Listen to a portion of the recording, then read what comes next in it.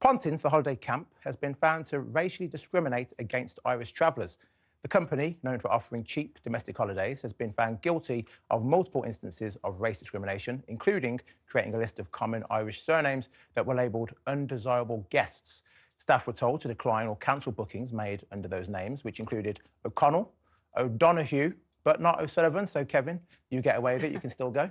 Pontins was also criticised for requiring their guests to appear on the electoral register, a practice which was found to be discriminatory against gypsies and travellers.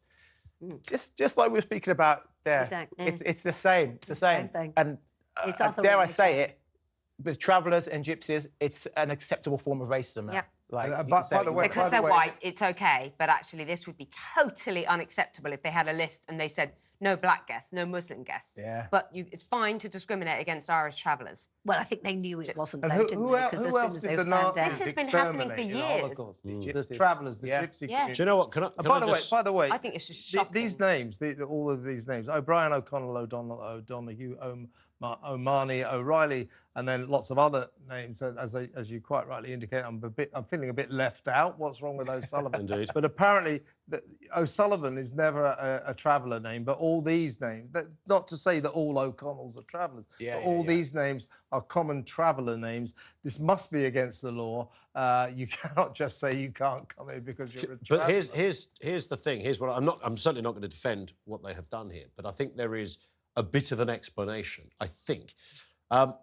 I mean, firstly, they haven't done this in a vacuum. They've done this. They would clearly argue, even if they couldn't say it out loud, that they have done this for a reason. There is some experience that they've done for a reason. When I was 17, 18, I worked at Pontins as a little blue coat, doing all that kind of, stuff you do as a blue. It was great fun. It was What do you do as a good gig. Well, you're an entertainer. That's why You're an entertainer. Well, not really. You've given that up, haven't you? I didn't have a discernible talent gift, so nothing's changed there. Really not.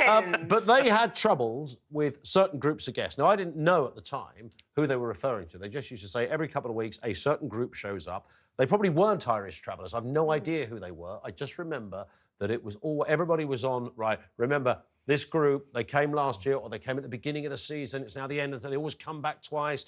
They're going to be here. There's going to be 50 of them. They will kick off. They'll act as if they're the only people on the holiday camp. They won't obey by any of the rules. They'll get drunk. Chalets will get smashed up. Now, I don't remember the detail of it other than thinking as a 17, blimey, what's a Wild Wet? What the hell's going on? And certain groups would turn up and show up. I never correlated it with being any particular group. I didn't know. Maybe I wasn't old enough to take notice. But that's where I think... That's what I think they've done here. They've gone, look, certain groups show up, whether they're Irish, English, whatever they happen to be, certain groups show up and they have a problem with it and they're trying to identify it. In that case, there is another way of dealing with everybody, which is the same, which is to say, like some American companies do it, where they take your credit card and they say, we are taking your credit card number right now and we will take off this amount of money off it.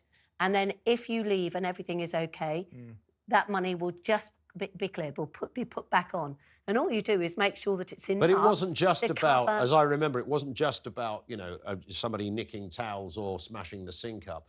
It was about a general kind of feel of intimidation of other guests. But again, in that some case, groups, deal with it. If you put an entire group of, I don't know, football fans of a particular club, all wearing the same shirts, all sitting there chanting every night at the bar, then it was that kind of thing they were dealing with. Whatever group it was. All I would say again is, in that case, deal with it. Yeah. Deal with it when it happens, and go and. This is extremely clumsy as well. This is very. This is a code for travellers can't come. They can't say that, so they come up with all these names, and I'm sure there'll be plenty of O'Connells and O'Donnells who could sue Pontins saying, "I'm not a traveller.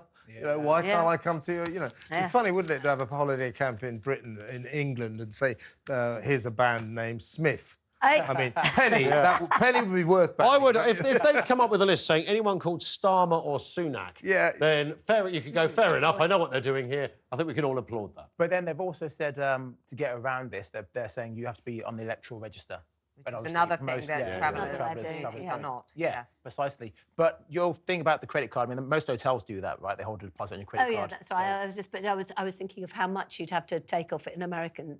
Yeah. Seem to take they take off $1,000. I think it was last time. It was a long time ago. But in terms anyway. of intimidation, as you were saying, Collins, Yeah. there's no way of stopping that, really. Correct. Yeah. Well, there is. You just get more security, for goodness sake.